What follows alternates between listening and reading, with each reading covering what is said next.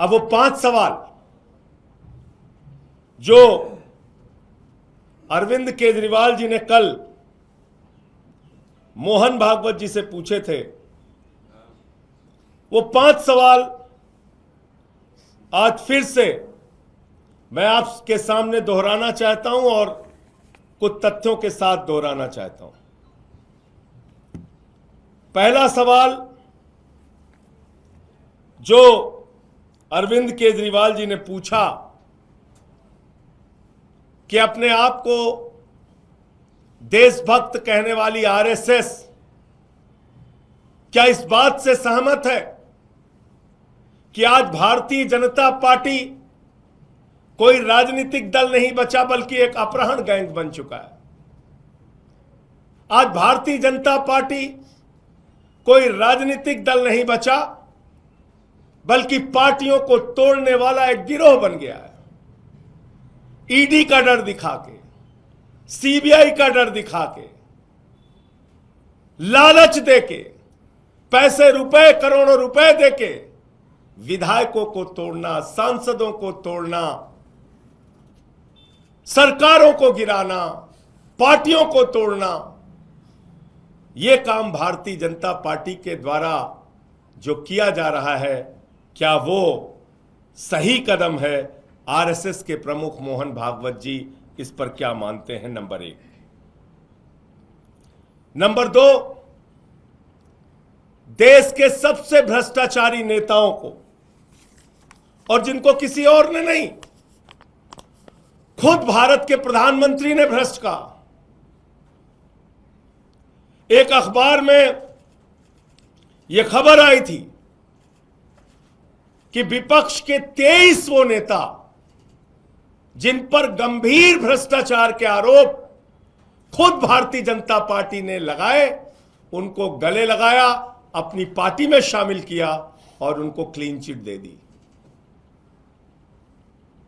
मोदी जी की washing machine में वो धुलकर पाक साफ हो गए। तो दूसरा सवाल, जिन नेताओं को खुद मोदी और अमित शाह और भारतीय जनता पार्टी भ्रष्टाचारी बताती रही, उनके भ्रष्टाचार को लेकर चीखती रही, चिल्लाती रही, कार्रवाई की मांग करती रही, उन्हीं नेताओं को जिन पे 70 हजार करोड़ रुपए के भ्रष्टाचार के आरोप खुद प्रधानमंत्री ने लगाए, उनको अपनी पार्टी के अंदर शामिल कर लिया। मोहन भागवत जी को यह कार्रवाई कैसी लगती है? क्या वास्तव में मोहन भागवत जी इन भ्रष्टाचारियों को बीजेपी में शामिल किए जाने पर सहमत हैं या असहमत हैं? नंबर 3, आरएसएस जो अपने आप को देशभक्त संस्था कहती है कि हम एक नैतिकवादी मूल्यों पर चलने वाले लोग हैं। आरएसएस जो कहती है हम तो राष्ट्रीय स्वयं सेवक हैं, हम इस राष्ट्र की सेवा करने के लिए आए हैं, जिनकी जिम्मेदारी थी कि भारतीय जनता पार्टी के ऊपर नजर रखें कि वो पार्टी कभी पथभ्रष्ट ना होने पाए, और पथभ्रष्ट होने की कोशिश करे तो उसके ऊपर अंकुश लगाया जाए, उसके ऊपर रोक लगाई जाए, उसके ऊपर मोहन भागवत जी बोले, उसके ऊपर आरएसएस के लोग बोले। तो केजरीवाल जी का तीसरा सवाल है आरएसएस प्रमुख मोहन भागवत जी से कि मोहन भागवत जी, क्या आपने भारतीय जनता पार्टी के पथभ्रष्ट होने पर, इन सभी कार्रवाइयों पर आपने उन पर अंकुश लगाने की कभी कोई कोशिश की? आप उनकी इन कार्रवाइयों से सहमत हैं या असहमत हैं? आपने कभी उनको रोका कि ये क्या कर रहे हो तुम? एक ऐसे मुख्यमंत्री जो फ्री शिक्षा, फ्री बिजली, फ्री पानी, फ्री इलाज, माताओं बहनों के लिए बस की फ्री यात्रा, बुजुर्गों की तीर्थ यात्रा, मुनाफे का बजट दिल्ली के लिए, ऐसे मुख्यमंत्री को जब जेल में डाला जाता है तो क्या मोहन भागवत जी के मन में प्रश्न उठता है कि यह काम बीजेपी गलत कर रही है, मोदी जी गलत कर रहे हैं। चौथा प्रश्न जो एक एक आरएसएस के कार्यकर्ता के मन में है, और आरएसएस का जो कार्यकर्ता बीजेपी में आया है उसके भी मन में है,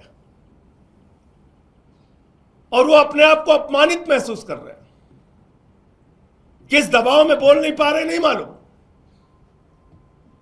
लेकिन जेपी नड्डा जो भारतीय जनता पार्टी के राष्ट्रीय अध्यक्ष हैं, उन्होंने खुले तौर पे कहा चुनाव के दौरान कि अब हमें आरएसएस की जरूरत नहीं है। तो क्या बेटा इतना बड़ा हो गया कि मां को आंखें दिखाने लगा? अपनी मातृ संस्था जिसकी कोख से बीजेपी पैदा हुई, उस आरएसएस को आंखें दिखाने का काम आज मोदी, जेपी नड्डा और अमित शाह कर रहे हैं। आरएसएस के प्रमुख को यह कही हुई बात कैसे लगी? उनके मन को ठेस पहुंची कि नहीं पहुंची? आरएसएस के कार्यकर्ताओं को ठेस पहुंची कि नहीं पहुंची? बीजेपी के अंदर जो आरएसएस से आए हुए लोग हैं उनके मन को ठेस पहुंची या नहीं पहुंची? चौथा सवाल मोहन भागवत जी से, दिल्ली के नेता, देश के नेता और पार्टी के राष्ट्रीय अध्यक्ष आदरणीय अरविंद केजरीवाल जी ने पूछा है। और पांचवा और अंतिम सवाल जो पूरा देश जानना चाहता है, जिसका जवाब पूरा देश सुनना चाहता है, और वो जवाब भारत के प्रधानमंत्री से भी सुनना चाहता है, आरएसएस के प्रमुख से भी सुनना चाहता है। आरएसएस ने और बीजेपी ने एक सिद्धांत निर्धारित किया अपने संगठन के लिए कि 75 साल पूरा होने पर भारतीय जनता पार्टी के नेता को अपने पद से इस्तीफा देना पड़ेगा। 75 साल की आयु पूरा करने के बाद कोई लोकसभा विधानसभा का चुनाव नहीं लड़ेगा, कोई मंत्री, मुख्यमंत्री और प्रधानमंत्री नहीं बनेगा। 75 साल में बीजेपी के नेता को रिटायर होना पड़ेगा। यह सिद्धांत आरएसएस और बीजेपी ने निर्धारित किया, अपने लिए बनाया, लेकिन अमित शाह मोदी जी के बारे में पूछने पे कहते हैं मोदी जी तो 75 साल के बाद भी देश के प्रधानमंत्री रहेंगे। मोदी जी तो 75 साल के बाद भी रिटायर नहीं होंगे। ये तो देश की जनता को तय करना है वो रहेंगे कि नहीं रहेंगे। लेकिन अमित शाह पहले से ही कह रहे हैं 75 साल की उम्र में पद नहीं छोड़ेंगे। 75 साल की उम्र में मोदी जी रिटायर नहीं होंगे, इस्तीफा नहीं देंगे। वाह रे अमित शाह जी, लाल कृष्ण आडवाणी जी का इस्तीफा हो जाता है, लाल कृष्ण आडवाणी जी को पद से हटा दिया जाता है। मुरली मनोहर जोशी जी जो बीजेपी के राष्ट्रीय अध्यक्ष रहे, उनको पद से हटा दिया जाता है, चुनाव लड़ने की इजाजत उनको नहीं होती।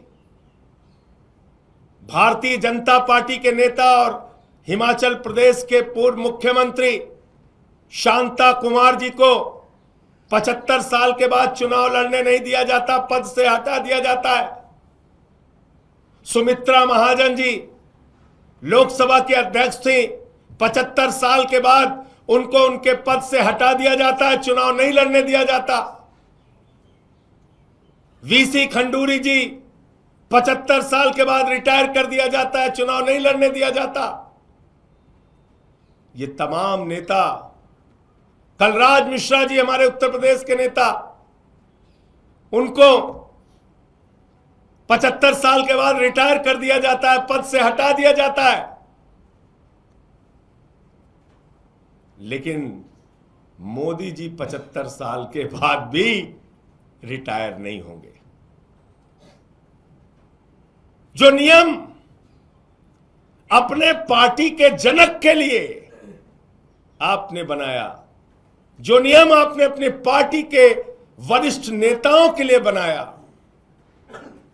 क्या वो नियम उन नेताओं को राजनीति से बेदखल करने और निपटाने के लिए बनाया? हमेशा हमेशा के लिए उनकी राजनीति को समाप्त करने के लिए बनाया? और अगर वो नियम खुद आपने बनाया तो आपके ऊपर वो नियम लागू क्यों नहीं होगा? फिर मैं दोहरा रहा हूं इस बात को।